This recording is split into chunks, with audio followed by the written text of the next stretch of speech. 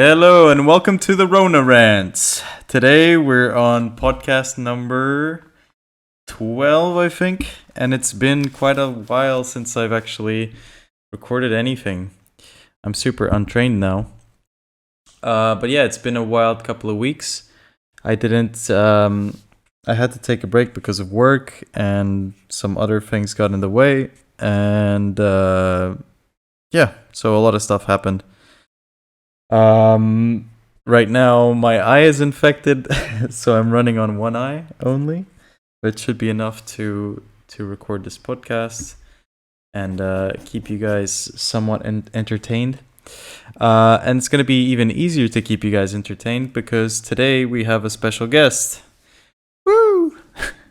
Our special guest for today is a good friend of mine, Joao Sousa. How's it going, Sousa?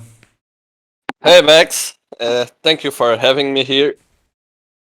Everything is going great, thank you. And with you? Also great, besides, the whole eye The thing. eye. Yeah. But I heard that you have allergies now, right? So you're also fucked. Yeah, quite a bit today, Mm-hmm. but I think I'm fine. Is it that bad? Like, are you the type that can't even go outside when you're... when Nah, it's allergies? it happens like once a week or something. It's not too bad. I'm gonna start taking some meds, so it's not that bad really. Man, some people, they just have really broken genetics. Like, they can't even step outside.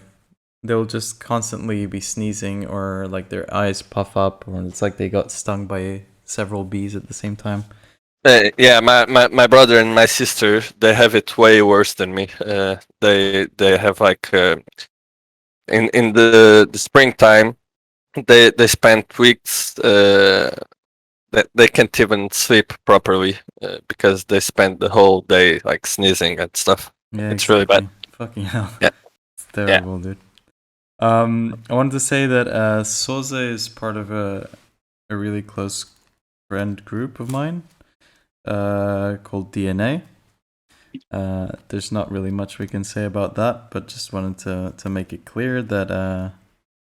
Well, do you have any thoughts on DNA, actually? Any thoughts on DNA? I mean, you've talked about it before on other podcasts. Mm-hmm. You've had here the other two members before, your brother Martin and George. Mm-hmm. Let's see.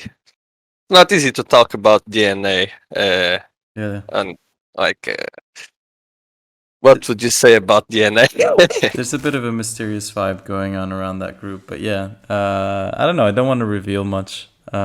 Maybe one day when we're famous, we'll write a book about it. But yeah, it used to be.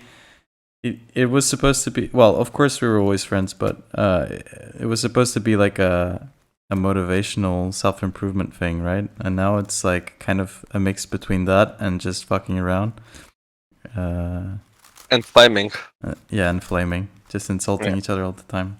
We're all very competitive, so it creates a very interesting ecosystem of like 4 guys, testosterone. Yeah, true. Talking shit. But it would be cool if we could have if you could have a podcast one day with all of the DNA. I plan to. Just talking about DNA and other stuff. Yeah, so in the future, these podcasts are going to be recorded with video as well, and I plan to have like people come to my show, and definitely the whole DNA group is in my plans. So I want you guys to all come at the same time and just show people our dynamic. I guess that would be very interesting. Yeah, we all have interesting things to say. Mm-hmm. It's gonna be fun. Yeah, but actually that's not in my in the plan that I have for today. We have quite a few things to talk about. We should start getting straight to it. So one of the first things that I'd like to talk about, because I know you're very experienced in this, and I think it would be interesting for the listeners to learn a bit more about it, is sports in general, but I guess we can be more specific with football. So football is a big thing in your life, from what I understand. Did you play a lot before, or is it mostly watching? No, I played futsal in college, but I never played actual football. Like 11 players. Okay. So not Futsal in a is big five pitch, versus like in a five. No, yeah, exactly. futsal it's a small pitch and it's 5 versus 5. Mm-hmm. But I always enjoyed football a lot, and I Mm-hmm. always followed the major leagues. I actually follow other sports as well, basket and a bit of ice hockey. Oh, really? Okay. Um, yeah, but mostly football. Um, and yeah, I know that you want to talk about online Oh, betting as well, sports betting. we have a lot to Uh, cover, but I was curious. I was yeah, really just curious. How long you had like, because I know that when you were in the you were in the Catholic residence. That's a whole other story, by the way, but maybe some other yeah, day. When you were in the Catholic residence with George and my brother, you guys yeah. used to play a lot of football, right? No, futsal, rather. Yeah, we played most of the weeks, at least once or twice. Hmm. Were you any Yeah. good? Uh, no, I was fast. That's an important skill in football and Hmm. futsal mostly. But I wasn't a good player. I can say I was like a really good player. No, we had some good players around. Hmm. But I managed. I managed. Yeah, the thing about football or futsal or whatever, is that in Portugal it's so hard to be good at it. You know, like I feel like people on an individual scale are super good. Like I personally have not played with anyone outside of Portugal that was better than the people that I've played with in Portugal. Yeah, in Portugal, we have really good futsal players. Yeah. I Uh, wouldn't say teamwork wise. I think teamwork probably we're not as good as other countries, but like if you look at just individual skill, yeah, people in yeah, that's Portugal, true. yeah, they I would really say invest in football. I would say both in Portugal and Spain. Yeah. Uh, Spanish people, they are also really used to play futsal, and they're Mhm. actually we just had the Portuguese team winning the futsal Champions League. Oh yeah. Uh, yeah, it was Sporting, and the final was against Barcelona. So Oh there you shit! I go, had no idea. Portugal and Spain in the final. Yeah, it was like 2 weeks ago. Hmm. Do you think Yeah. futsal is more tiring than football? Because I Well, mean, you move. Okay, you have to move less distance, but you have to run more times, I guess, right? I'm not really sure what's more tiring. it's more intense for sure. I mean, you have to run way more in football. Mm-hmm. Um, but in futsal, you have to be constantly running, Mm-hmm. which doesn't happen in football actually. If because you can't handle like 90 minutes running Exactly. around like you can do in futsal. So in futsal, you also have no limit for the substitutions, Mm-hmm. right? Mm-hmm. Uh, and it's because you can't handle much more than, I'd say, 10 to 15 minutes in a row in the pitch because Okay, okay, so it's completely unlimited. You can just keep switching yeah, out the yeah, player. yeah, yeah, yeah, yeah, That you makes can. sense. All right. Yeah, because I guess then it would be fucked up, right? I mean, in football, the distances are much bigger, but I guess you're not always required to run. While in futsal, you're like I a mean, if horse on track. in football you have to run when the ball is like on your side of the pitch, or when you have to go to a certain position, but always when the play involves you. Mm-hmm. And since there are 11 players, of course, the defenders won't be running as much when your team is attacking. Mm-hmm. They get to rest. Uh, they can just basically walk around. And in futsal, it's 5 versus 5. You can't stop. You have to be most of the time. You have to be running and positioning yourself. Exactly. So it's way more intense. Yeah. Okay. Well, I don't know much about futsal. I used to play. I used to play a little bit when I was in. So I personally, I always loved football. I loved playing football. I was just really terrible at it. So Okay. I played. I played other sports more, but uh, yeah, I think it's a really fun sport. And I What never. was your favorite? What was your favorite sport? My favorite sport, Yeah, to honestly, play.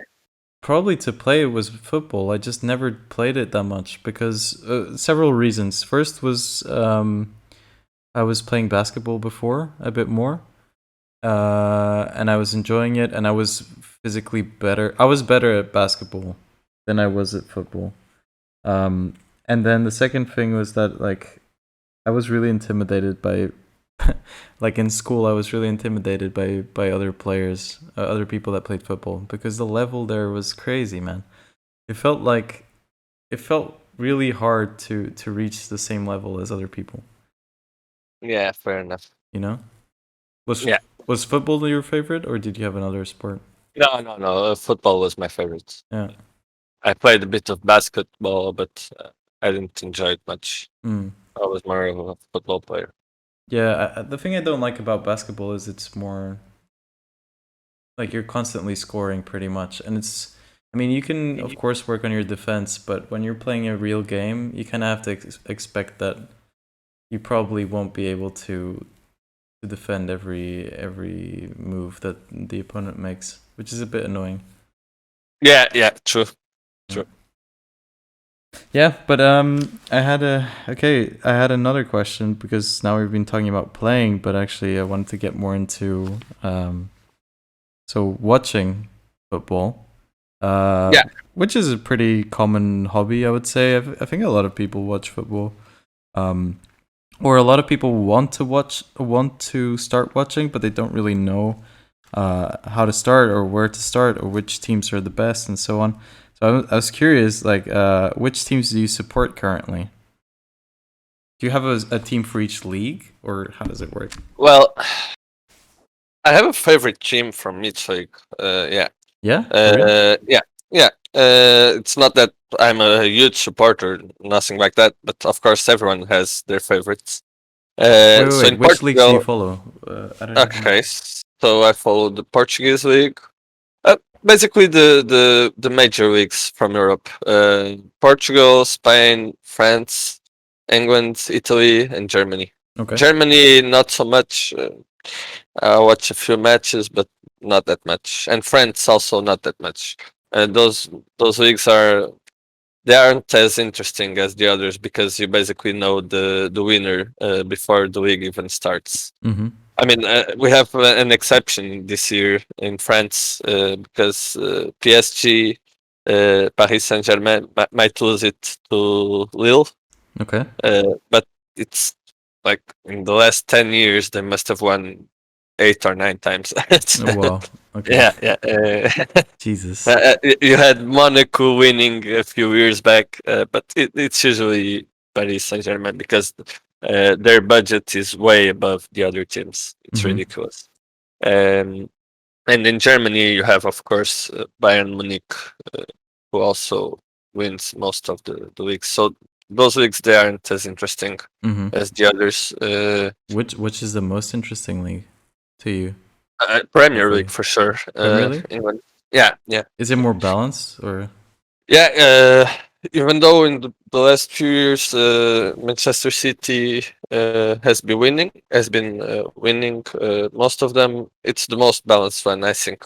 Um, Man, Manchester City, that's yeah, we can talk about that later, but Manchester City in my opinion like is a great example of how uh it's all like about the money. it's all about the money. Yeah, yeah, yeah.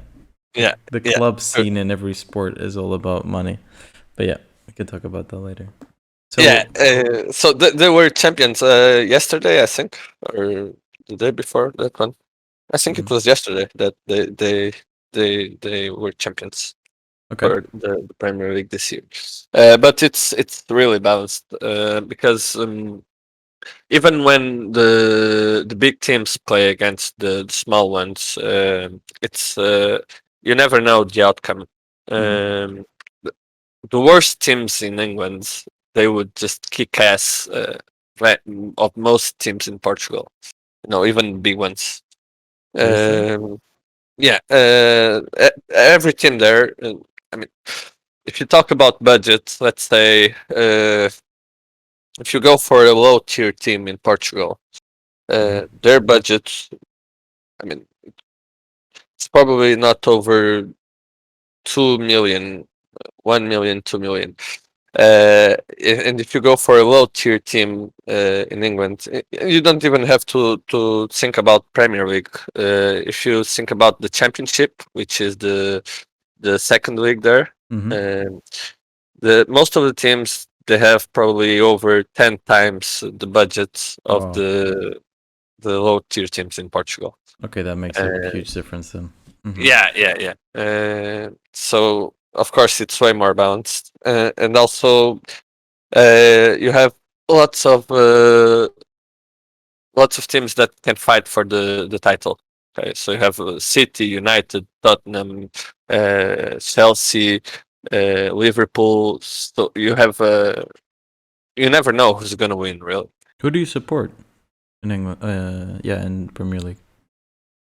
In Premier League, I'm a United fan. You're a Manchester United fan. Okay. Yeah. Yeah. Interesting. I like their history. My brother was a United fan as well. Man U. Yeah. It's a great team. Old Trafford. I was a Chelsea boy myself. Really, a Chelsea boy? Yeah.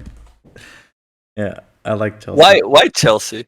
I'm not sure. I think I just like the blue color, and maybe because my brother picked red, so I picked blue. I'm not sure why. Okay. I'm not sure, but I like also because of I know first I was Liverpool actually because of the fuck was his name? You probably know the name. So in the 90s there was like a guy from Liverpool who was a great scorer. What was his name? In the 90s. Yeah. For Liverpool. I can also Google it. Yeah, I'll Google it. Most famous Liverpool players. It's not Steven Gerrard. Who was it? No, Gerrard is more recent, I think. I can't remember right now, but he was definitely the reason why I was supporting Liverpool, and then for some reason I just jumped into Chelsea. And okay. Yeah, so back then, like in the when we were living in England in the schools, like there was a huge rivalry between clubs. Like it was always Chelsea, Arsenal, and Manchester United, and kids would be fighting all the time over these clubs. And sometimes really? Liverpool, yeah, for real. That's interesting. Yeah. So, what about Portugal? How do you support in Portugal? So Portugal, I was always a fan of Benfica, of course. Yeah, what a shitty choice. It's the biggest team. It's the biggest. In the last few years, I've been supporting Santa Clara. Yeah, have you been more focused in? So Santa Clara is like a small team. Santa Clara is a team that just came to the first league 2 years ago, and my brother-in-law he's working there, so of course I support it even more than Benfica. So they were in the second league and they just got to the first league like 2 years ago. Because I talked about this with another good friend of mine, Klaus, and do you enjoy watching the lower tier games more than the big games? Like these? No, at least not the Portuguese ones. So I mean, like if you, or maybe I should rephrase the question. So if you watch Santa Clara play against another team in an important match, do you feel more thrilled than watching Benfica in an important match? Well, that's that example is biased because I support Santa Clara more than Benfica. So any game I watch from Santa Clara, I'm thrilled and I'm excited about Wait. it. Okay, then let me choose another one. So Santa Clara, and the other game would be like a big Premier League game. So let's say that you have an important game for Santa Clara and an important game in the Premier League. Which one are you more thrilled to watch? I'm thrilled about Santa Clara because it's the team I support the most right now. Okay. Of course, if you talk about the content of the game itself, Mhm. if you talk about Santa Clara against any other Portuguese team or United versus City, Mhm. if you ask about the content of the game, of course, probably United versus City is going to be A a better more game, thrilling right? game. Yeah. Yeah. But you feel more thrilled Yeah, watching yeah, I the Santa myself. Clara game. Yeah, for Yeah. sure, for sure, for sure. Yeah, because it depends. Some people like it's quite common that some people support like a smaller team, but then it really depends on the person. Like some people can support it just a little bit on the side, like yeah, I like Famalica and whatever. But then other people, they go die hard supporting their team. They know their team is shitty, but they will like tour around the country supporting their team. They will be there at the stadium supporting their team. They will get into Yeah, fights for their team. yeah. There's some people that they basically dedicate their whole life to their team. Yeah. Uh, Even if it's some of small. them, Yeah. I catch myself thinking, what are they doing for a living? Because they just they get into fights and they get arrested for their team. It doesn't really make much sense, right? Uh-huh. That's something that I can't understand because even though I really like football, I've never been that fanatic to the point that I would ever do something like that. Mm-hmm. I go to the stadium sometimes whenever I can, uh, but that's another level of supporting your team, I guess, Yeah, which doesn't really that's make really sense to me. pushing it. Yeah. So what makes so for like people that are new to football or they're interested in it but they don't know how to start, like why is football fun to watch for you? And like how would you recommend someone starting to watch football? Like where should they start? Which league should they pick? Or what should they do? In your Uh, I started watching football mostly. It started in 2004 when we had the Euro in Portugal. Oh, yeah. I And remember that Euro. yeah. It was amazing. It was amazing. Uh, I remember everyone crying, it dude. it I was so it young. it had so many epic moments. So many epic moments when we beat Spain.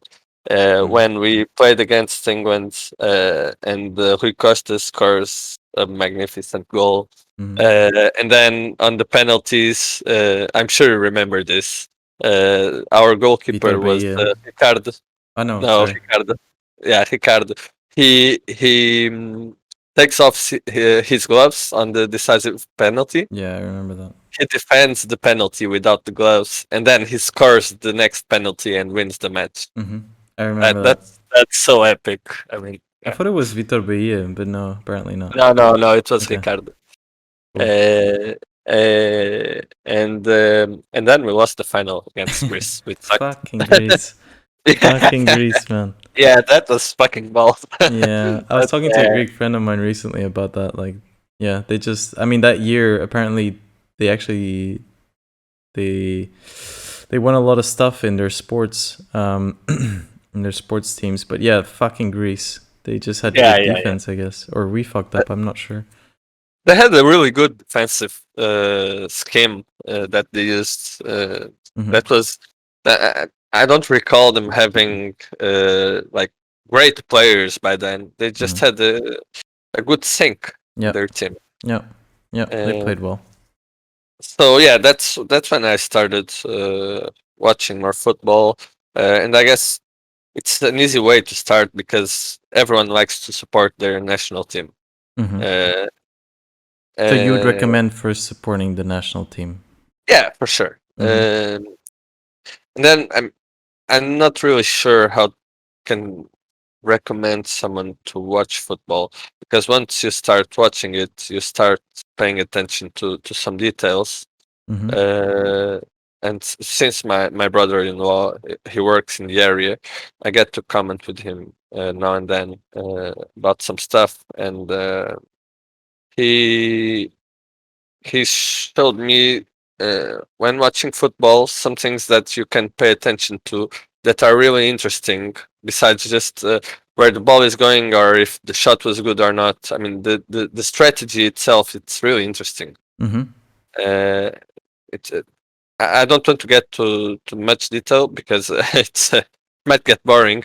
But if you just pay attention to the position of some players and why they are there, it's not just random positioning. Mm-hmm.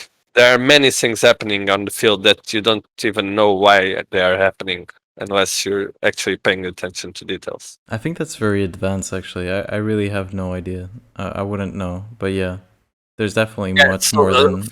for a brief example, when I mean when the goalkeeper he gets the goal kick, Mm-hmm. right?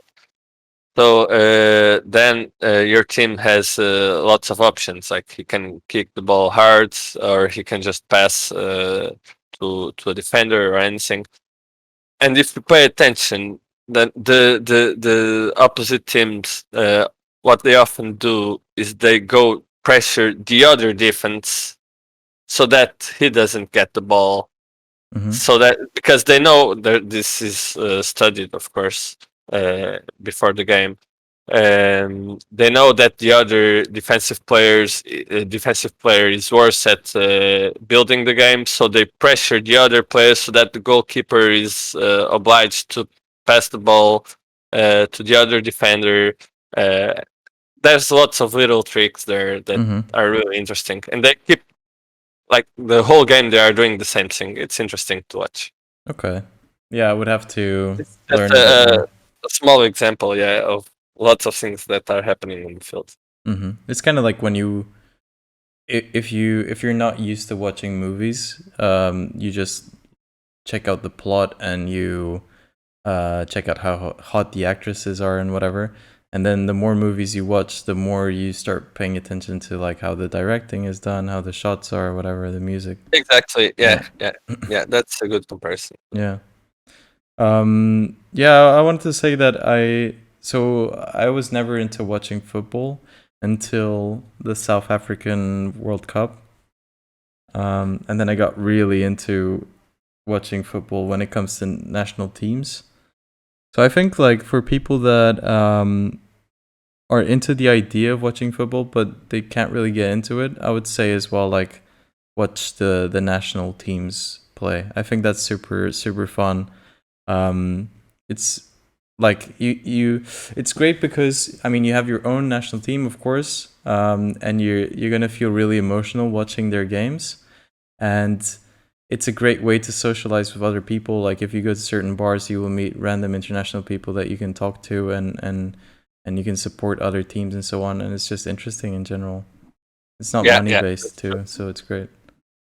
True. And another good advice would be go to the stadium at least once. Oh yeah. 'Cause Mm-hmm. if you're supporting, of course, if it's a small team, and essentially in Portugal this happens, the stadium doesn't get that vibe. But if you're supporting a big team, you go to the stadium and it's amazing. It's just I actually the, haven't the experienced that feeling yet. you get. Yeah, the feeling you get. It's just amazing. I have to try. Yeah. Wanted to ask you about your your betting system. So before we get into that, yeah, Sousa is really well known for betting a lot in football and actually being quite successful at betting. Like it's not like he loses money that often. You want to tell us about your system? How does it work? I Do you have don't like a? really have. I had the system briefly, Mhm. and I mean, lately I haven't uh, been that much into sports betting, but Mhm. I think if you're going to bet, first rule is of course you have to know which money you are willing to put into that.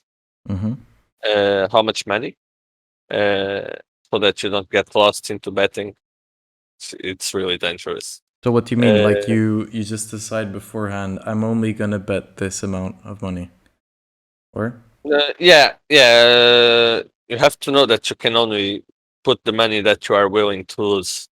okay, yeah, This is very important. yeah. I think with any betting, yeah, you need to keep that in mind. This is very important. Mm-hmm. Uh, and when it comes to gambling, I think sports betting is where you can have some advantage. I mean, if you go to the casino, the odds they are settled.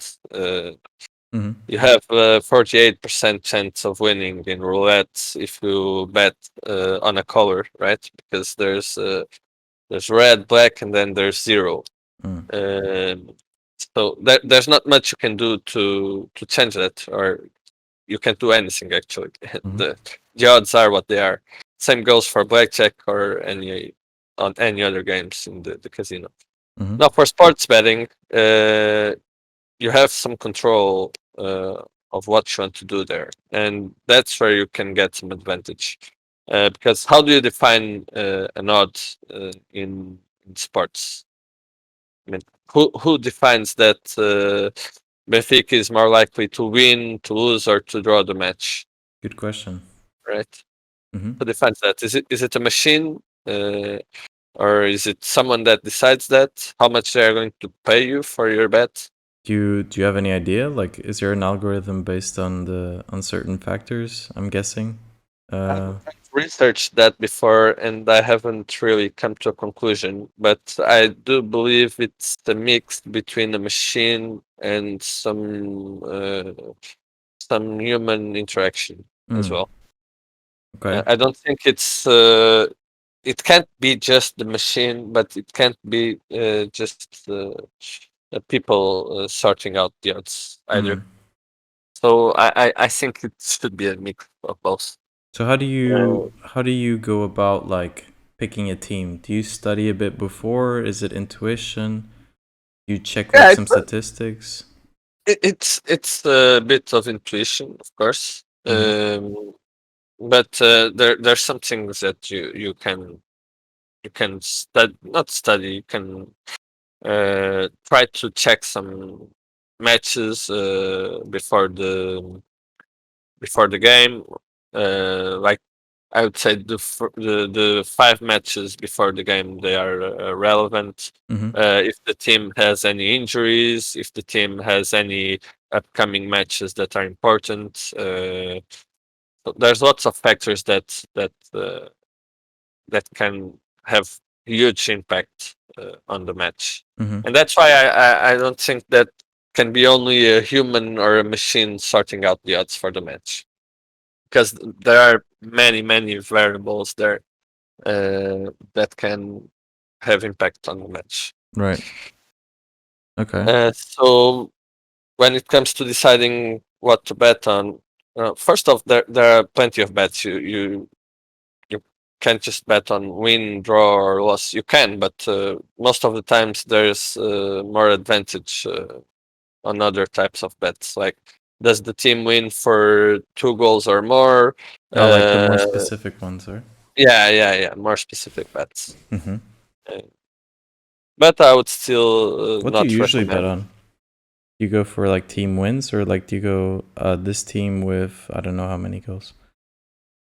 Since I don't really bet that much money. Like I usually go for small bets, not with not that many matches, because it makes it almost impossible to win the bet, Mm-hmm. because the system that the bets are made on is if you combine lots of matches, then the odd multiplies, right? Mm-hmm.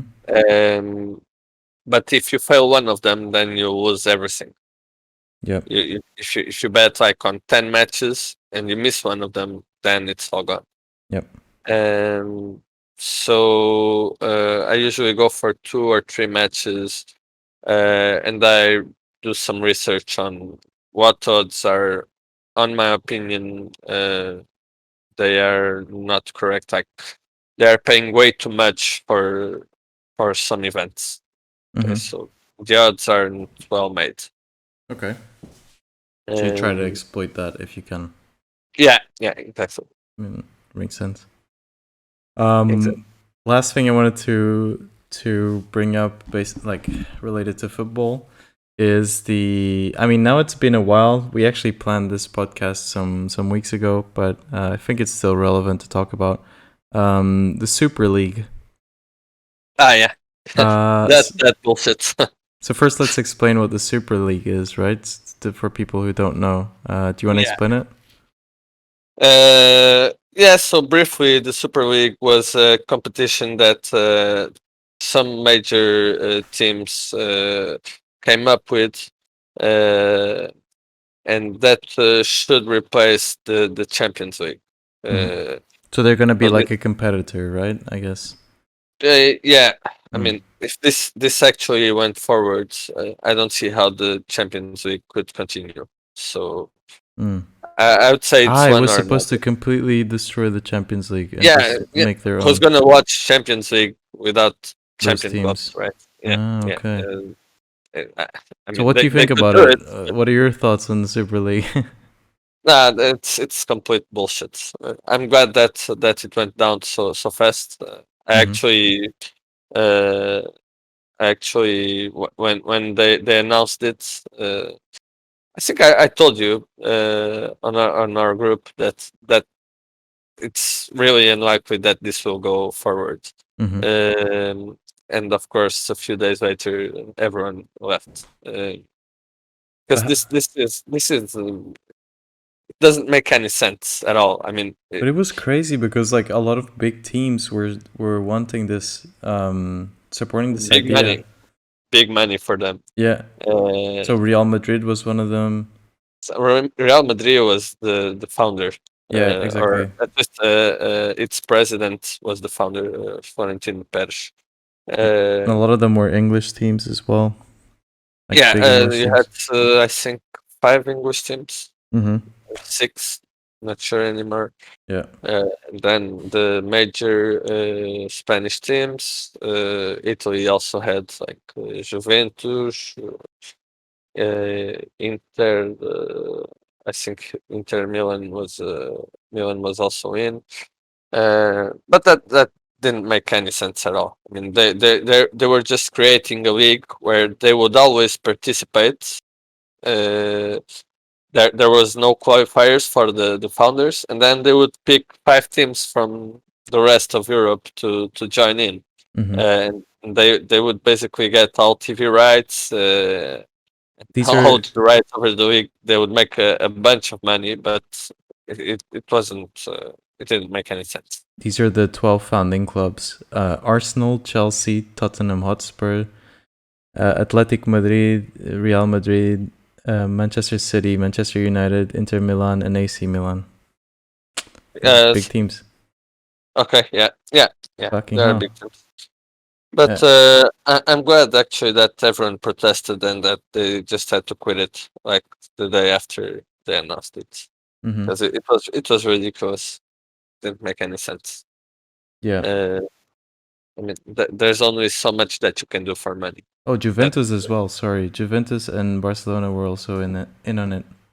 Yeah, I think it was 12 founding clubs, right? Yeah. This is quite a few. Jesus. So I guess it was the idea was abandoned. Yeah, I mean, Florentino Perez, the Real Madrid president, he hasn't gave up on it yet because he's been working on this for quite a while, and he really wanted it to work because he wanted to challenge UEFA. Mhm. The problem was that FIFA and all of the federations joined in with UEFA, and of course he has Okay. absolutely no chance of doing Yeah, of anything course because not. they just said, okay, if you want to join in, join. But every player playing on those teams, they won't be playing in Euro Cups or World Cups or anything else. So, of course, the players would also never join in on that. I mean, I'm not a supporter of the Super League at all. Because I know I'm pretty sure what they would do is they would charge a lot of money per game or whatever. But don't you think it would be nice to have some competition for like to not have a monopoly on these games and broadcasting? Like just have another competitor there.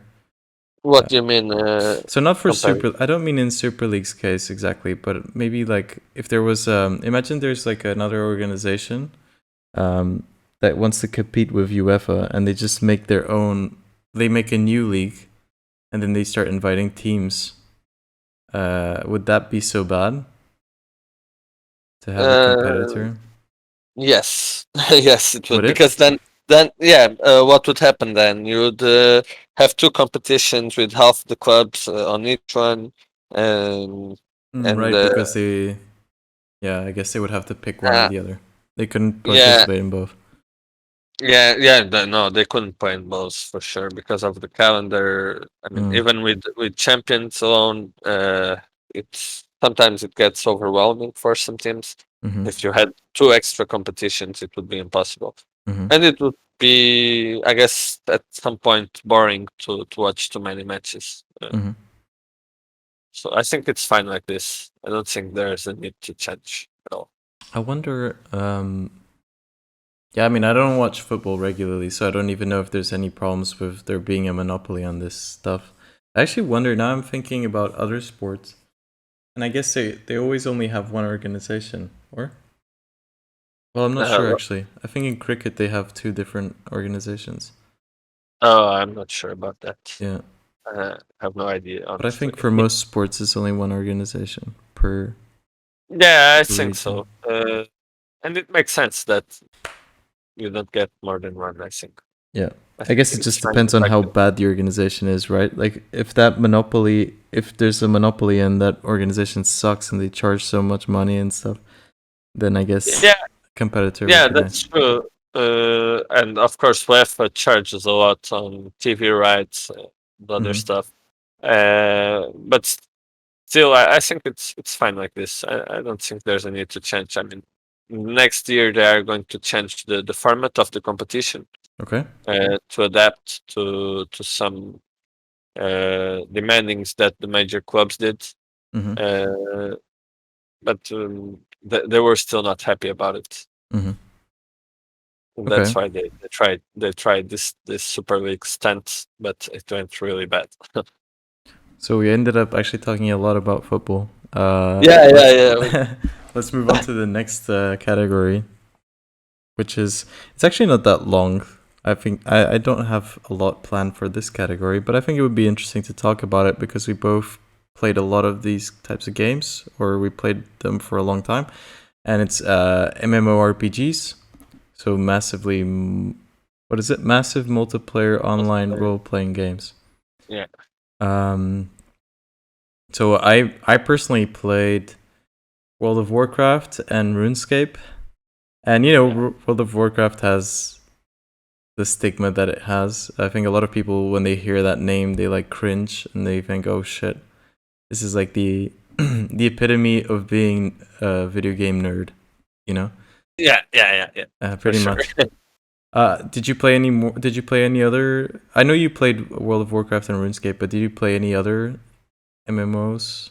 Mm, not really. Those were the relevant ones. Mm-hmm. I think RuneScape when I was about 14 or something, Mm-hmm.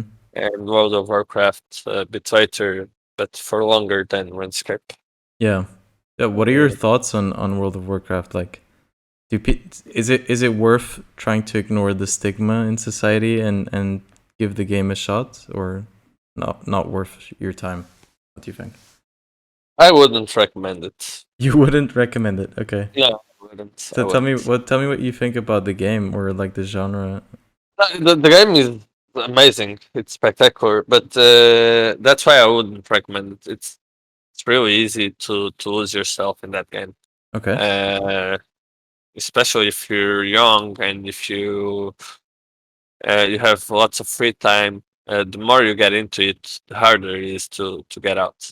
Mm-hmm. Uh, so I think there's lots of online games that are worth playing, that you can easily control the time you spend. I mean, you've talked also in your podcasts before about other types of game like Dota and Heroes of Newer's. Mm-hmm. Uh, that type of game can also be consuming, but it's different. Mm. It's different. In what World of sense? Why Warcraft. are they different, or why is it different? Oh, because they're addicting, but I think you get to a point that you get tired of it. Mm. So it's really addicting for a period of time, but you get tired eventually.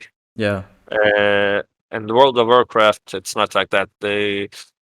It's really well made. I mean, they give you. It's designed to be super addicting, right? Yeah, yeah, it is. It is.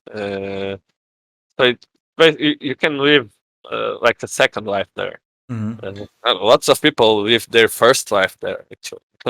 Yeah. Uh, I mean, it's yeah, sadly true. yeah, Uh, yeah, it is. It is. I think the big difference between those two specific genres that you said, so MMOs with WoW and MOBAs with Dota and Heroes of New Earth and LoL. Um, One of the biggest differences when it comes to like how addicting they are is that uh, Dota and Hon, they have, so after a game you can be really upset.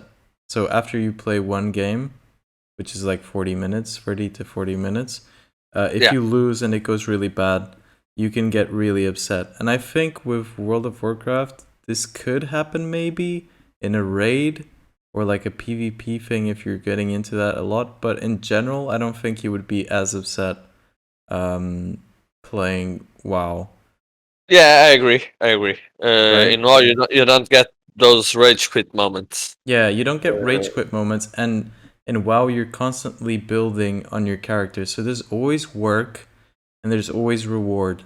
Constant yeah, like there's work always reward. new things to do. There's new achievements. There's that.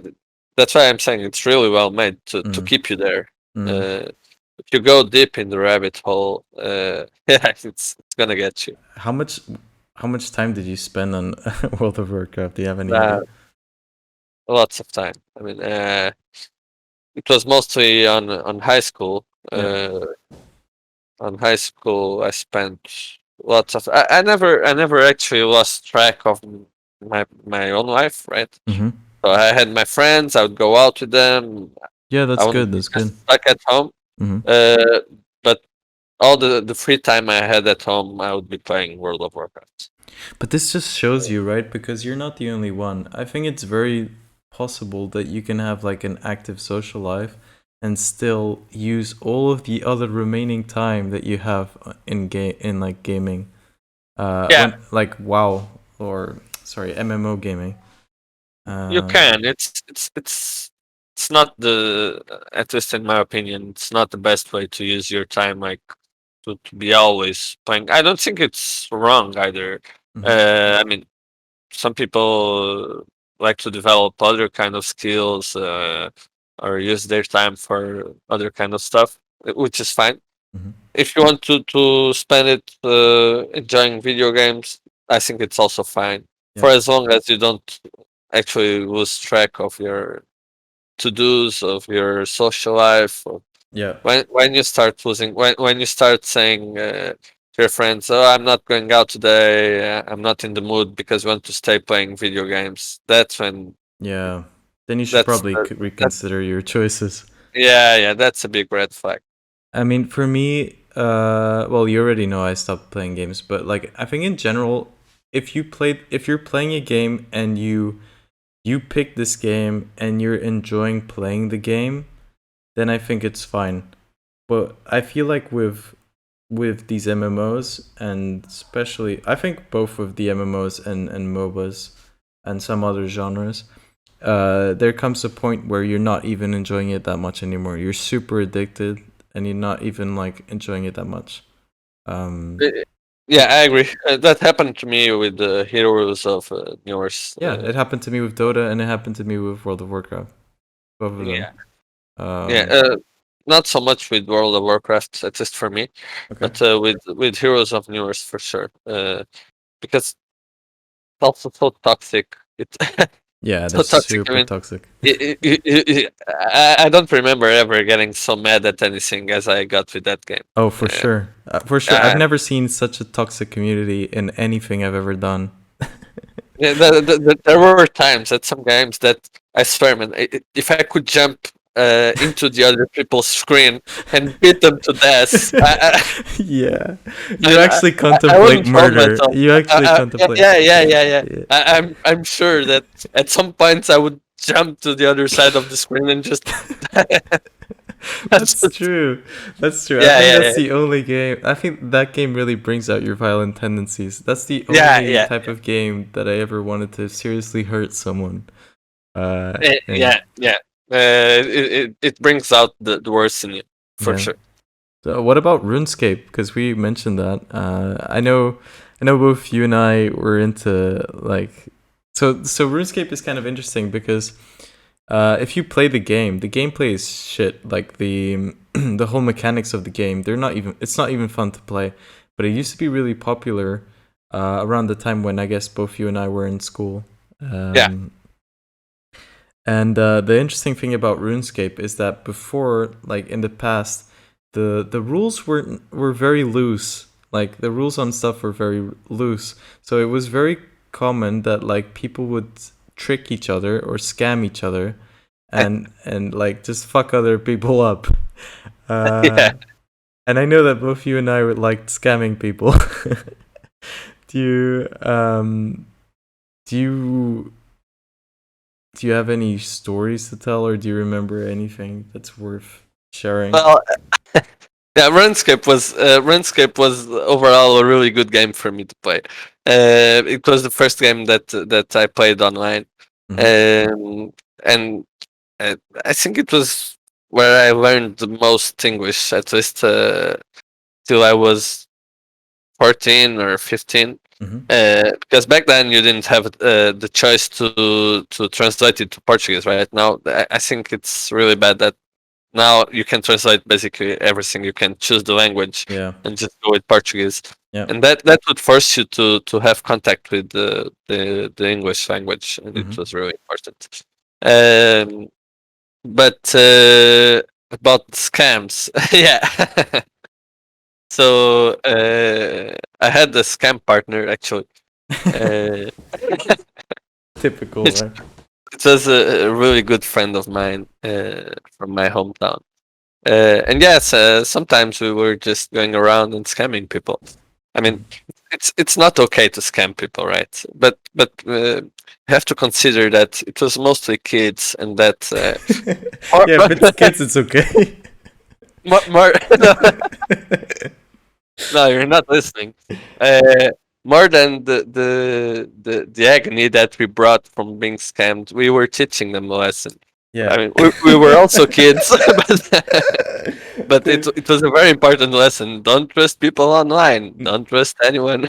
Now, like, that if you haven't played that game, you'll listen to this podcast and you'll think, "Wow, these guys are assholes." But if you've played RuneScape, you'll understand that it's part of the culture of the game, or it used to be part of the culture of the game. Like, getting tricked was part of the culture. Like, it's a lesson that you learn, and you'll never forget that lesson. Um, yeah, but we were kind of assholes. yeah, we were kind of assholes at the same time. Like when I already told you some of the scams that I would do, but like the common one was this is very common. So in the game you can trade stuff. So when you want to trade with someone, a window pops up and you put the things that you want to offer and the person puts the things that they want to offer. And then you press accept. Like you click on accept, and then when they click on accept, then the trade is done.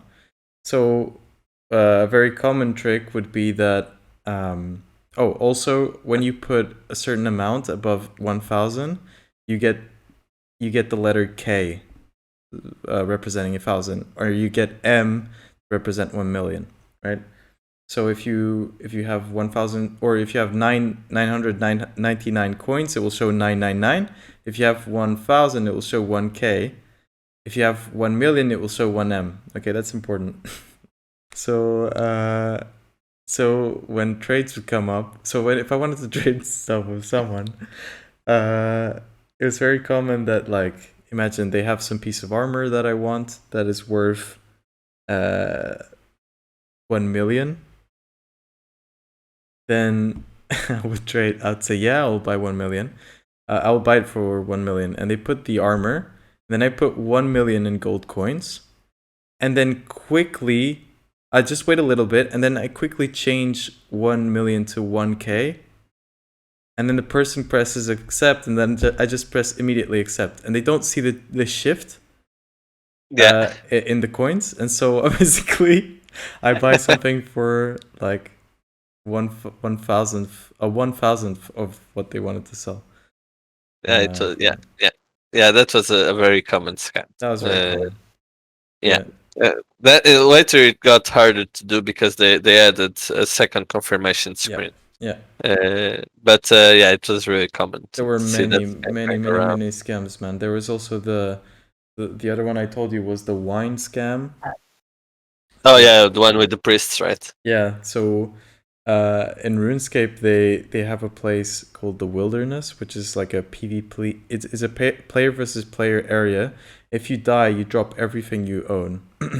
And so, like, these older guys, they would just say, "Hey, man, come with us. We'll show you a way to make a lot of money or whatever." I don't really know what they said back then to charm me, but I followed them into this area, and then there's like a chapel.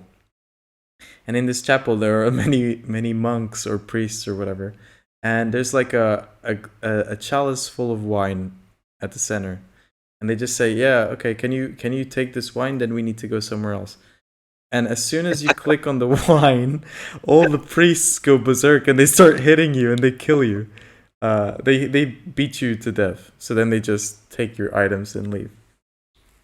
That's an amazing scam. It's not really a scam. They should know that the priests would go berserk. Yeah. They should know that. Yeah. Okay, so my signature letter scam. I've told you before. I mean, we make lots of jokes about it. Yeah. So I had this partner, and I was just standing in the. It was a magic tree camp, like where you cut magic trees, right? And I was wearing my fancy. My friend was on the magic tree cutting the magic trees with the fancy armor. Mm-hmm. And lots of people were around, also cutting the trees. And I would show up also in a really fancy armor, saying, "Oh, I'm so tired of this game. I'm gonna leave the game soon. But I might return later. But now I think I'll pause it for a few months or so." And everyone was just looking around and seeing that shit. And then I go like, "Oh, I can borrow all of my stuff to someone for as long as you promise to give it back when I return to the game." And they would go like, "Oh yeah, sure, right." And then my friend that was cutting the magic trees, he would go like, "Yeah, of course, I'll return it to you. Can you give me your stuff?"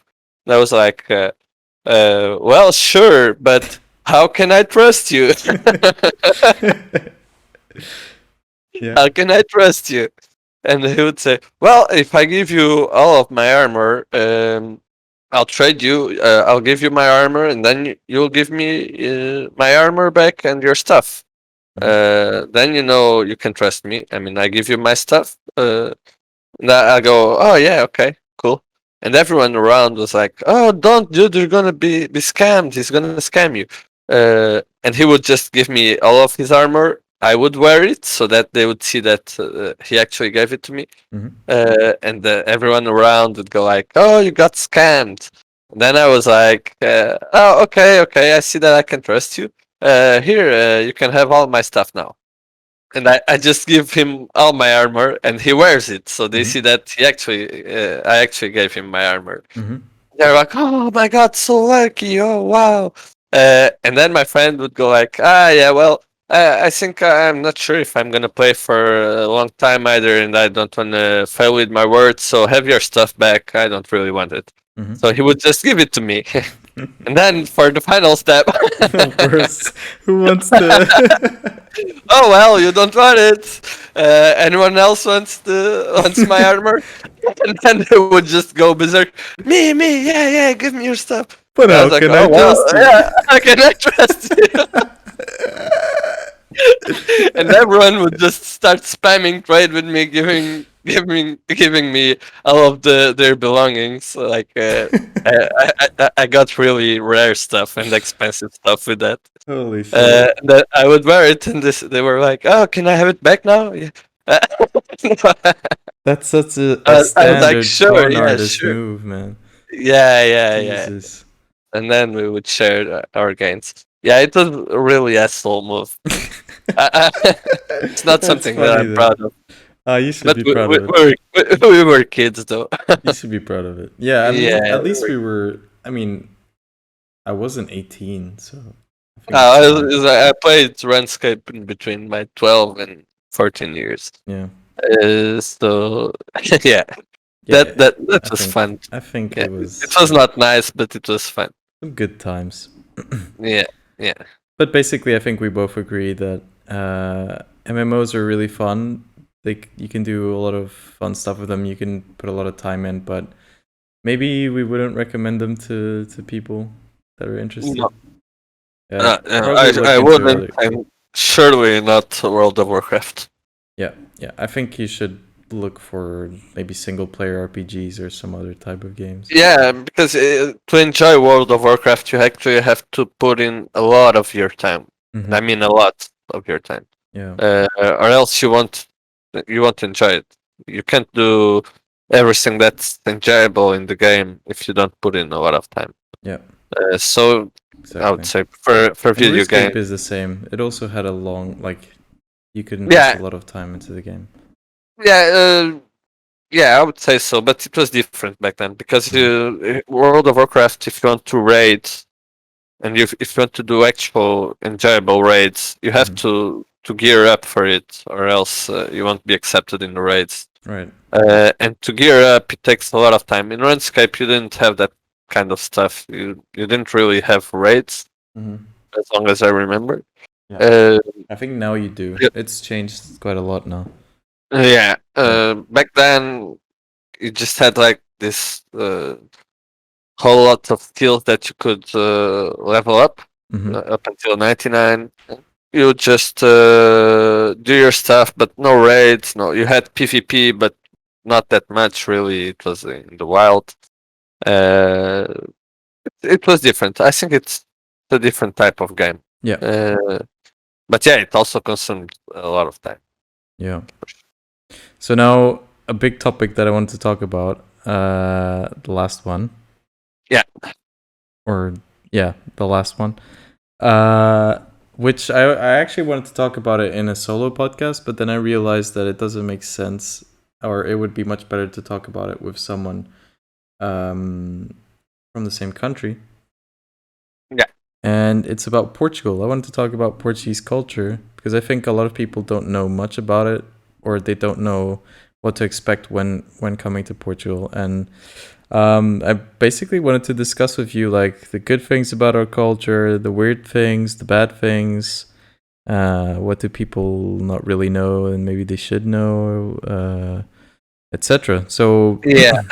maybe we can start with like, what are the good things about Portugal? What would you recommend, or what are your thoughts on Portugal? Well, if I was recommending it to someone that's coming to visit Portugal and they've never been here, I wouldn't recommend them to spend lots of time in Lisbon. Yeah. Maybe a couple of days would be enough to know at least the most important things in the city. Mm-hmm. And then go to the north. I You think I recommend would. going to Porto? Yeah, I would recommend going to the north before recommending the south.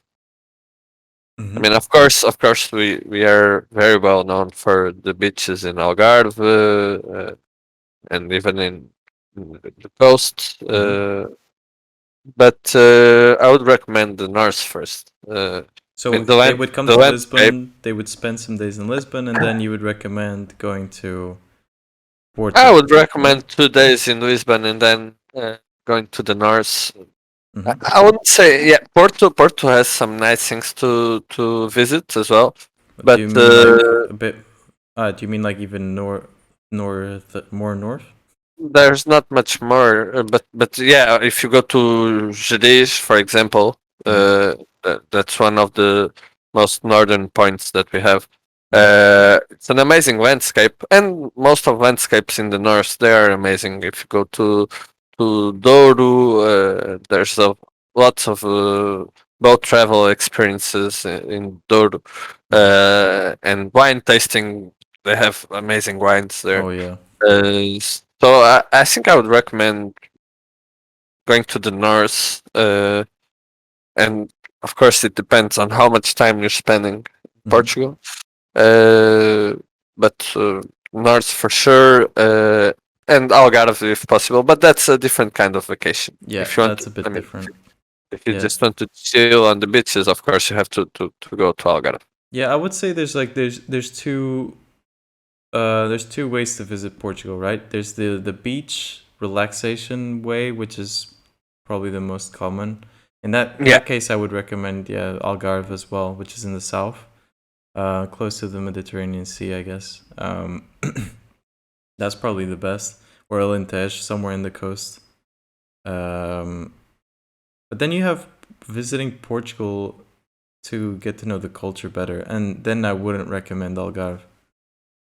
no, Um, yeah, me neither. that would be your recommendation now, like Lisbon some days, then the north, um, Yeah, a couple of days in maybe Coimbra. Alentejo. I'm not sure. Alentejo as Yeah, well. yeah, but like 2 days in Alentejo, not Yeah, much more than that. yeah, a couple of days in each place or something.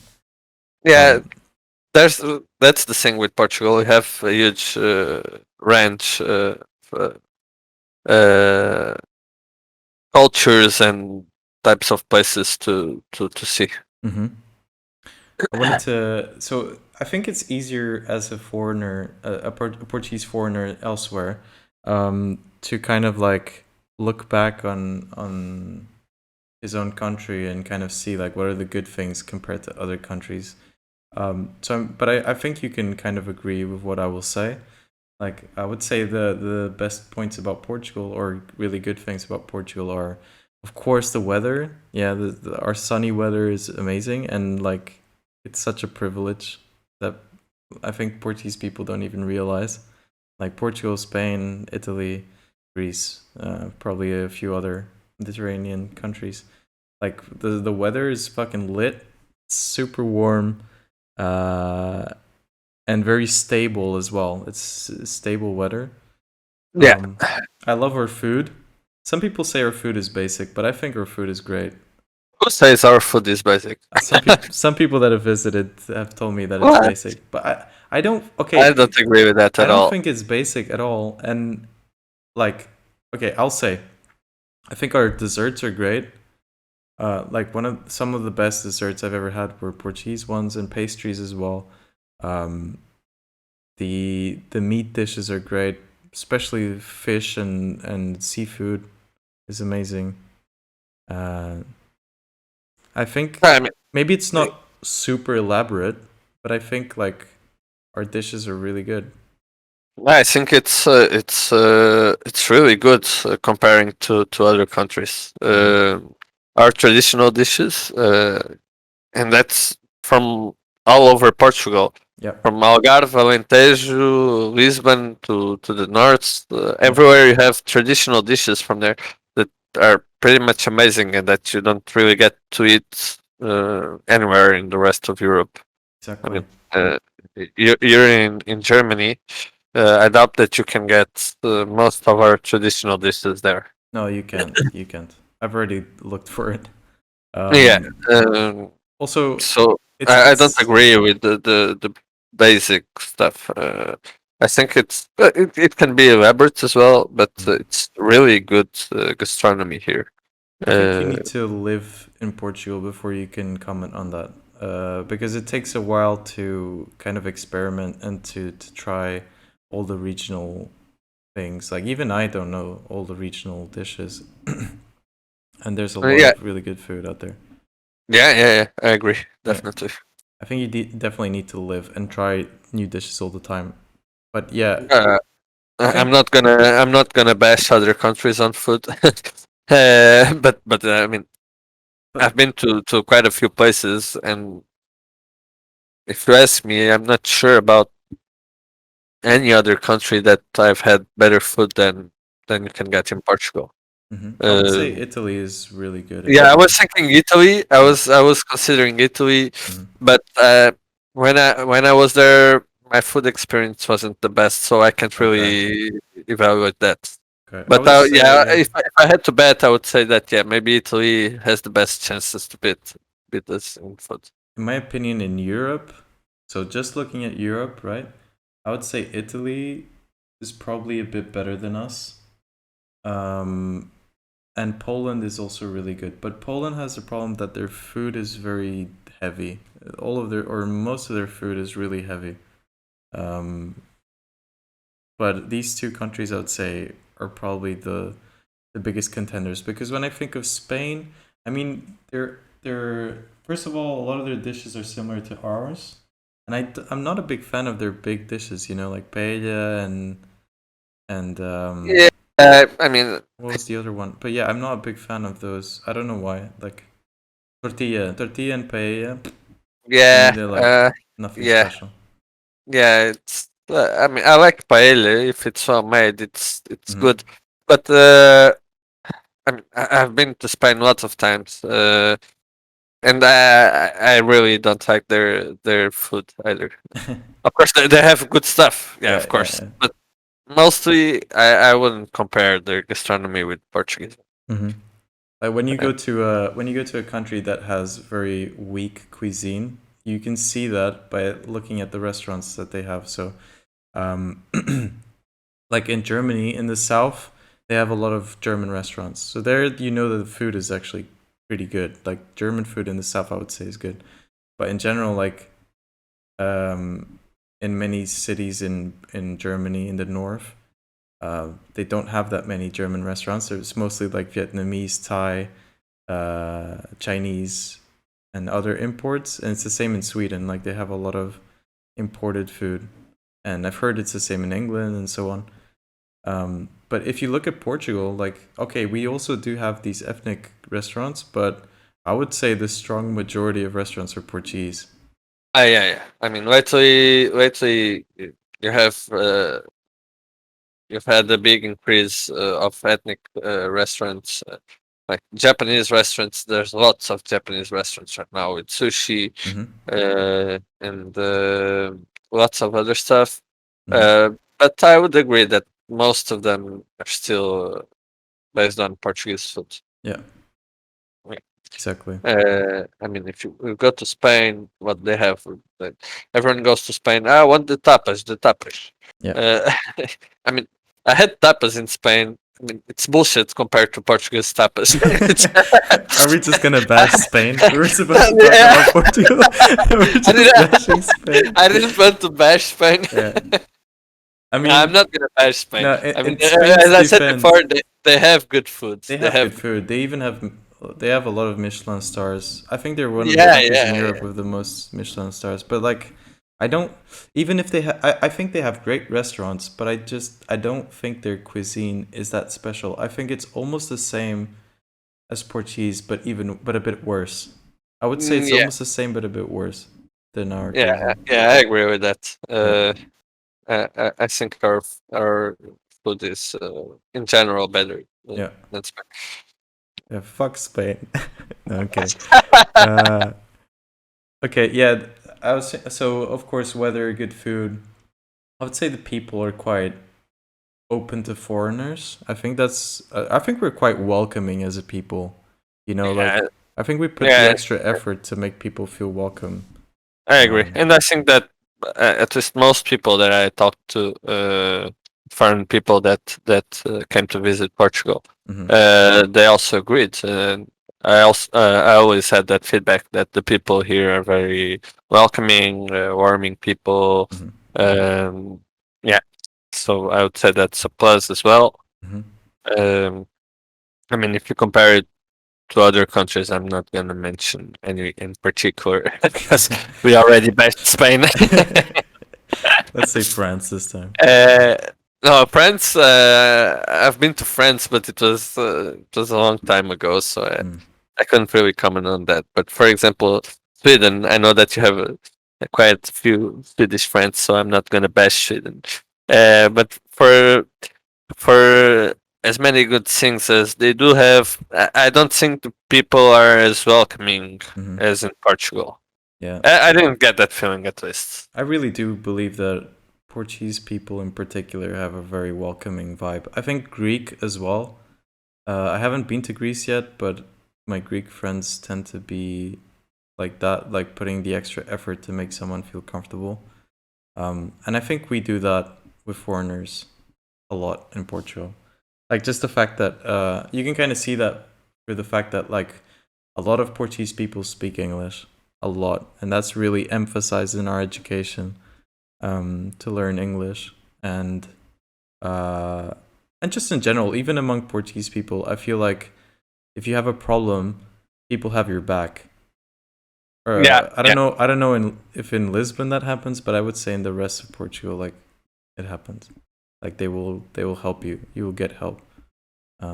While in some Yeah, places I it agree. feels like they won't give a shit about you.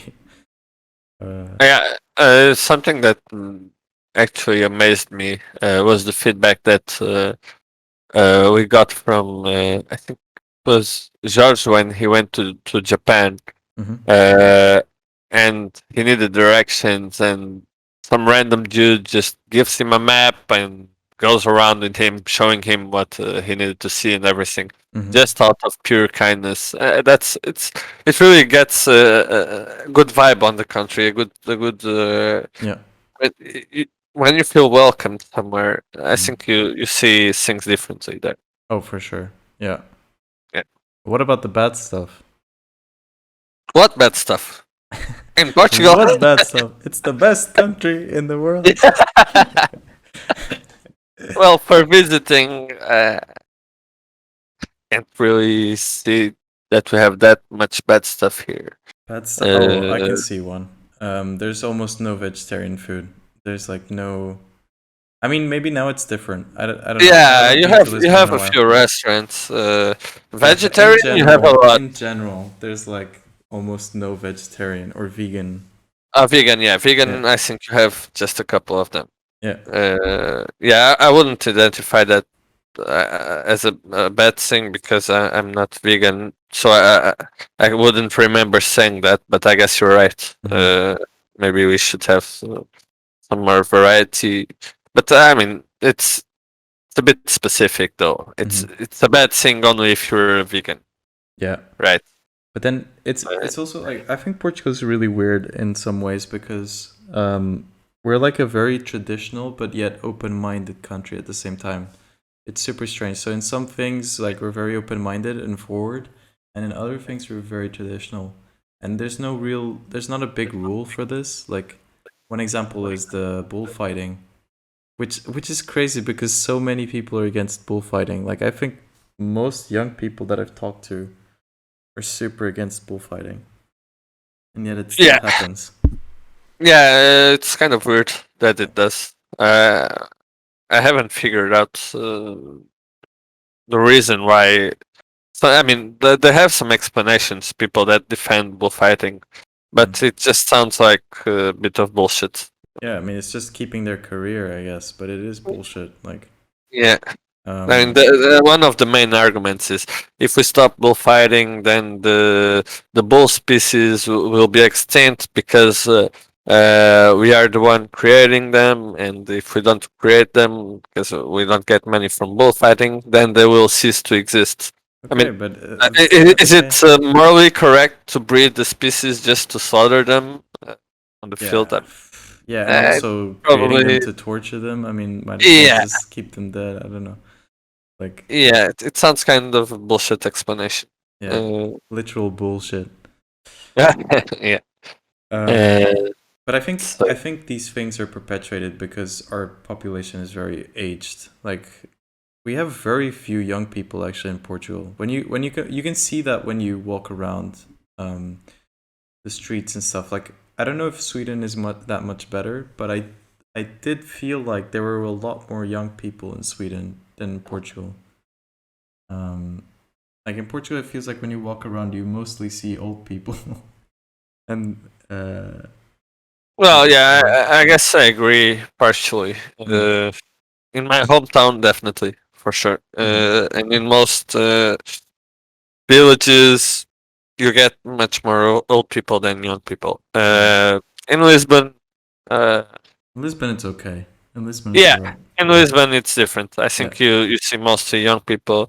But the interesting is that people that are perpetuating those traditions aren't the old people, or oh at really? least it isn't it's not the old people that make the noise. I see most of people that are protesting against this type, not against. I mean, Or yeah, defending. Yeah, yeah. for this kind of stuff. Mm. They are young people. That's interesting. Uh, yeah. Um, Mm. I feel like there's a lot interesting of. interaction. I feel like in Portugal, it also happens everywhere. It's not just in Portugal, but I think in Portugal it happens a lot. This kind of like what we call cunhas. Yeah, So like helping other people. Uh, what would you explain cunha? favoring Yeah, someone favoring someone through for connections because of yeah, connections. because of connections rather than using official means, and Yeah. also this the supporting, like there's a bit of mindless supporting, I would say, sometimes in Portugal. Like, if my father likes something or he supports something, then I must support this thing too, you know? Like, I really get that feeling in Portugal that not within my family, and I think a lot of friends of mine don't have that, but I've seen it in like our town where it's like if the father supports a certain political party, then everyone else in the family should support that one, uh, or Yeah, if the it's father pretty common. watches, yeah, it's It's pretty common, right? common, I'd say. Yeah, Or with it's football, it's the almost like same, and with yeah, other yeah, things, it's the same. exactly. I was going to say with football, you get the same kind of behavior. If your family supports some team, then you'll probably end up supporting the team as well. Exactly. Uh, for political parties, for traditions, Mhm. yeah, I And think I it think this happens a happens lot. everywhere, but I think in Portugal it happens a lot, like Yeah, maybe more than in some other places. yeah, I would agree. Yeah. Yeah, And then of course we have some weird stuff like Pimba. Can you explain Pimba? Pimba isn't weird. Do you want to explain what Pimba is? Pimba isn't weird. It's hell awesome. Uh, Pimba. Yeah, it's a kind of music that we have here, and it's well, it's yeah, it's weird. You're right. It's weird, but it's a good kind of weird. It's kind of song that you just play when you go out, like in traditional parties in Portugal. You have the most known one is Santos. Mm-hmm. So during that time, everyone goes out on the street in Lisbon and in Porto, and everyone plays Pimba song. Like Kim Barreiros is the most known Mm-hmm. Pimba artist, Mm-hmm. uh, and it's really good music to just dance around. And Yeah, to fuck around pretty much. all of Pimba songs have sexual puns. Oh yeah, yeah. Okay, so to explain Pimba, imagine like folklore music, but it's folklore music, and most of the song lyrics are innocent, but they're clearly referring to something sexual. So there's no sexual words, but they're clearly referring to something sexual. Yeah. I mean, Like one of the most one of the most famous songs is by this guy Kim Barreiros that Sousa said, uh, and translated to English, it would be so the song is called "My Neighbor's Garage," and and the chorus is, I take my car anytime that I want in the garage of my neighbor. What a sweet woman. You know, like there's always like penetration metaphors everywhere. Yeah, he even calls the garage tight. Oh yeah, So, the garage is tight, yeah. Yeah. yeah, every song has some. It's so dumb, man. And there's so many of these songs. And the weird thing is like they put these songs on, right? And so you're in some kind of festival or some small party, a public party, and you're hanging out with your friends, and there's a lot of old people there, and you're drinking, and then they put on these songs, and you're dancing with everyone. There's old people dancing around you, and they're clearly talking about sex, and everyone understands it. But you're like just dancing to this sexual song, which is not sexual, but it is sexual. Yeah, yeah, yeah. That's It's Bimbo. it's really cool. It's really cool. Yeah. Everybody just dances when we done one another. It's cool. Yeah, I think that's fun. I mean, I think Yeah. that's the weirdest thing that we have. Also, Fado is super depressing. Oh, Fado is cool. That's It's cool, but it's definitely like something that I would super depressing. recommend. At least watching one live show in Portugal. Oh yeah, for sure. Yeah. Did you ever think of moving somewhere else, or do you think you will stay in Portugal for the rest of your life? No, I think I will stay in Portugal. I would have liked maybe to do Erasmus, but it wasn't convenient at the time. But probably, unless something really really good showed up in terms of work, then I wouldn't move out of Portugal because I have lots of family here. And I really like living here. So exactly. I mean, it's a great country. Honestly, I think if you have like a good job, yeah, it's tough to leave the country. yeah. But what if it was temporary? Like, just 3 months, we want you in France or something. Would you go? In France, Yeah, I don't know. Can be France, can be anywhere. France, I probably wouldn't move to France. What about I would Germany? consider. I would consider England. Oh yeah. I would consider Italy, and a few other places. But France, I wouldn't move there. And Germany, I would consider Germany. Nice. But it's not on the top of my list either. But I would consider it. Yeah, also for 3 months, I mean, there's barely any time. It would pass super fast. Yeah, So, yeah. yeah. For 3 months, yeah. So to finish the podcast, we have some hypothetical questions. Do you wanna go for them? Yeah, let's go. I didn't think about them at all. I just found them basically I look up some hypothetical questions, or if I come up with something, I put them down. I write them down. So yeah, they might not be that great, but let's see. So the first question, are you ready? Yeah. The first question is, would you rather lose the ability to speak for 1 year or lose the ability to read for 1 year? Oh wow. I would rather none of them. What would be the easiest, I guess? Both of them. Jesus, they both suck, man.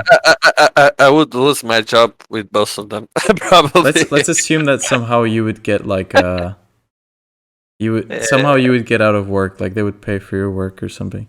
Okay. The ability to read, so you would like look at text and not understand anything that you're reading, right? I would still go with the read one. So you would prefer talking over reading, right? Yeah. Let's see. So if you're talking, so let's say that you choose not to talk. So if you can't talk, that pretty much means that anytime you're with your friends, you need to use your hands, and they're probably gonna get super annoyed. Yeah, that's not gonna work. Need to use texting for your friends and family. Yeah, you're basically a mute. Out of nowhere, you become a mute. You don't even know how to use sign language. No one around you is prepared for sign language. That would really suck. But at least you could read any book. You could read stuff on the internet. That's the positive stuff, right? Yeah, true. On the Now that other I think hand, about it, I think I would rather stay without talking. okay, wait. And So yeah, I'll let you finish, and then so I'll so speak let's my see. way. So if you lose the ability to read, then so if you lose the ability to read, you cannot. You can talk to your friends as much as you want. It's completely fine. But the thing is, like, you cannot read anything that's on the internet. Basically, it's like no internet anymore, pretty much, because you Yeah, can't even. I guess if you I mean, can't you can read, you watch can't write. videos, You can't write but if you can't read, right? Pretty much. well, those are two separate things. Yeah, but I mean, they have to go hand in hand, because then what, you write something and immediately can't read what you wrote? Like, you know what you wrote. So then you could just compare, you know, like, I Well, think, because then you could just learn it, you know? Like, if you know how to write, then you just write A, B, C, D, E, F, G, blah, blah, blah, and then you just memorize those symbols that you can't even read and just compare it to. So I don't think you can write or read. well, okay, that's fair. That's fair. Right? And then, so, okay, if you can't write or read, then you can't use the internet, basically. And you can't read books. So you can't find songs. It has to be someone preparing songs for you. You have to ask someone to prepare for you, or you can just press a button. Yeah. But then you can talk to whoever you want. But then you're kind of fucked, man. You're kind of fucked, because what do you do now without internet? You can't even use your phone, right? Or can you? Okay, Yeah. you can use your phone, but you don't know who you're calling. You can, because you can memorize the numbers. Yeah, but still, considering everything, I would have to go without talking. Yeah, Because if you go without reading or writing, then you're cutting most of the communications exactly. through WhatsApp, through Messenger. That would be really heavy, especially since I'm in Lisbon, and my family is far away, and Mm-hmm. not most, but plenty of my friends. Mm-hmm. That's a tough one. And if you don't talk, you can write.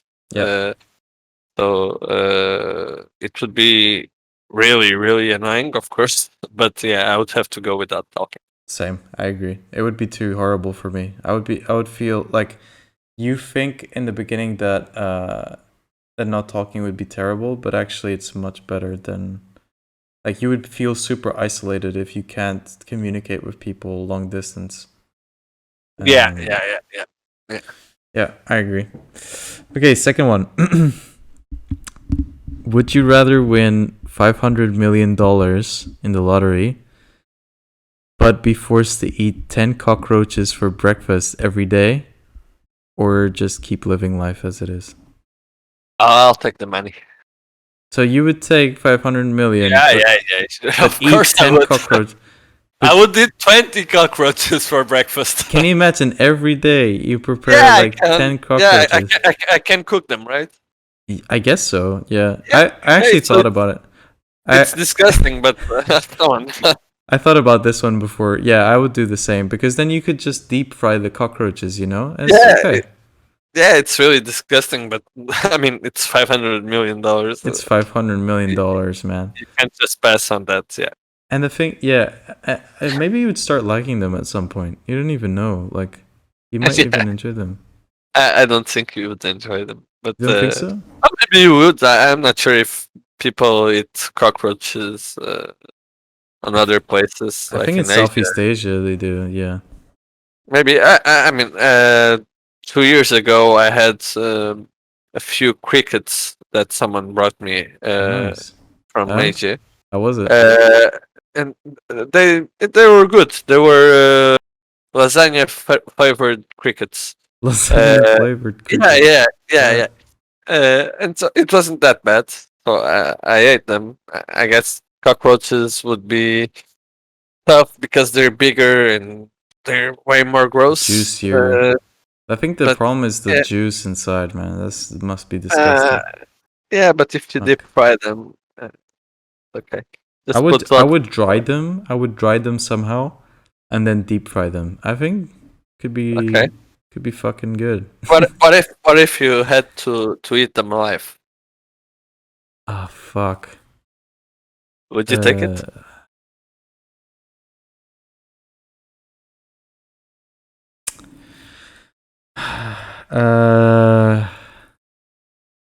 So I have to put them in my mouth while they're alive, right? Yeah. They have to. Yeah, I would do it. I would take the money. And you? I think I think I'll take the money as well. but it's way harder. It's way harder, but I think I would take it And as per well. day for the rest of the. I mean, You would get used to it. You can get used to anything. After the first year, you would just. I mean, You would be- just eat those motherfuckers. You would be happy after a while. Like, humans are so adaptable. We could easily adapt to that shit. Yeah, I agree. Yeah, probably I would take the deal. Yeah. Yeah. Same. Okay, last one. This one's actually kind of. I think this is a popular one. Would you rather have sex with a goat, but no one would know, or not have sex with a goat, but everyone thinks that you had sex with the goat? Oh, that's a tough one. That's a real tough one. I already have an answer, but I want to hear what you think.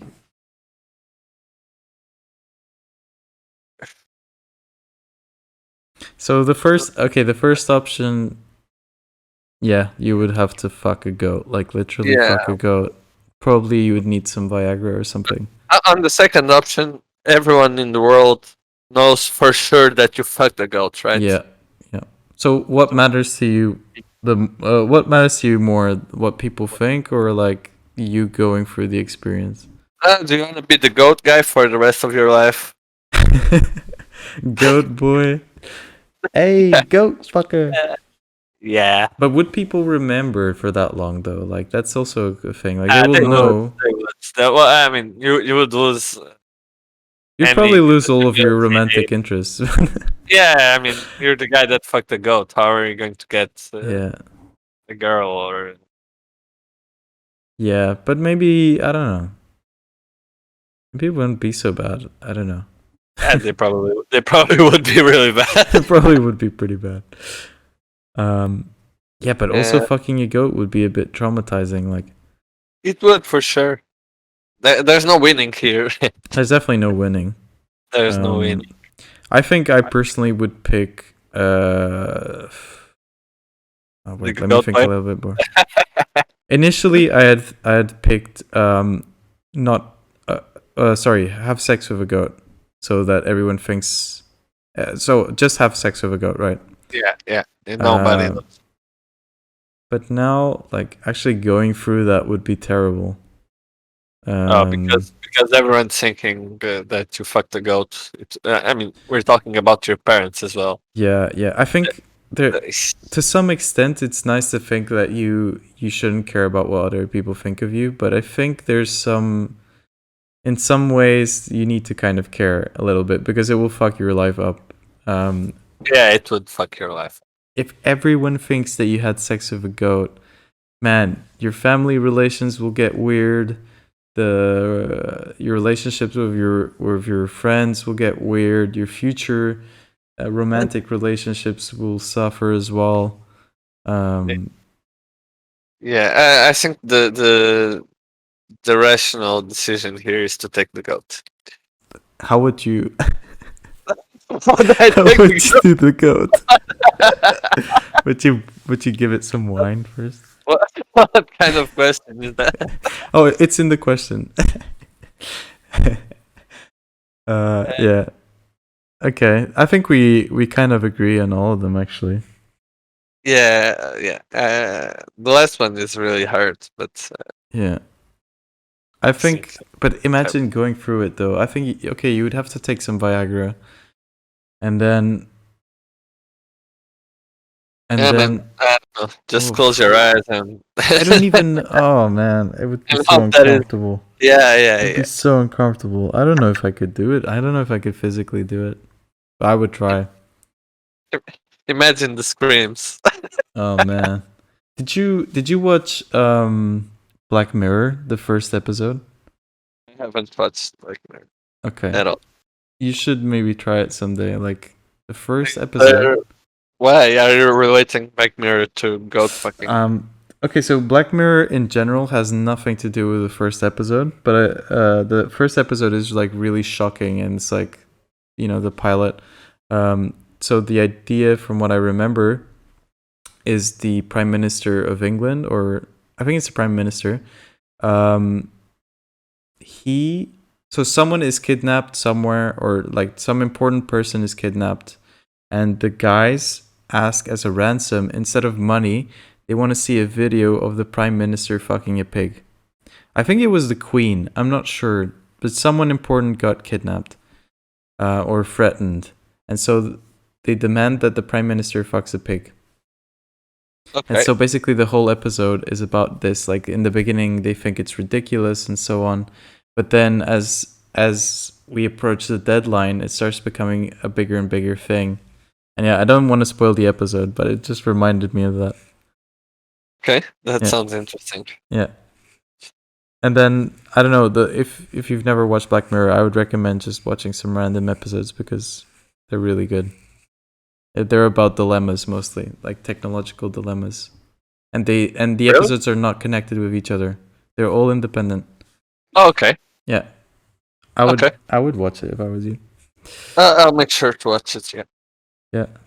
So I think that's it. We've covered a lot of ground here. With it. We did have a lot of stuff. I still had a few more things to talk about, but that will be for another time when you come back. Yeah. In the Rona I'll Rants. be glad to come back. It was really nice having you, man. Great way to restart the Rona Rants after 3 weeks now, or 3 or 4 weeks now of break. Yeah. I hope to have you soon back on the show. Hopefully with DNA. That would be quite fun. Yeah. And that's about it. Thanks for coming, man. Thanks, man. It was great being here talking with you. And I'll be sure to return soon. Cool. Great. Cool. And thanks for listening, everyone. Do you have a YouTube channel? No, I don't. There's nothing I can tag you in. No, but you can advertise Joao Pool's YouTube channel because he got pretty mad that you didn't advertise. Oh, his okay. channel. I'll advertise it more. So I'll give him my turn. I put his YouTube link on my podcast, but I didn't advertise it much back then. So guys, if you remember George, go to his YouTube channel. He's got great content there. Otherwise, you can try to stalk Joao Sousa on Instagram. I won't post his Instagram, but yeah, you can try to find him. And that's it. Thanks for listening. Like and subscribe, and until next time.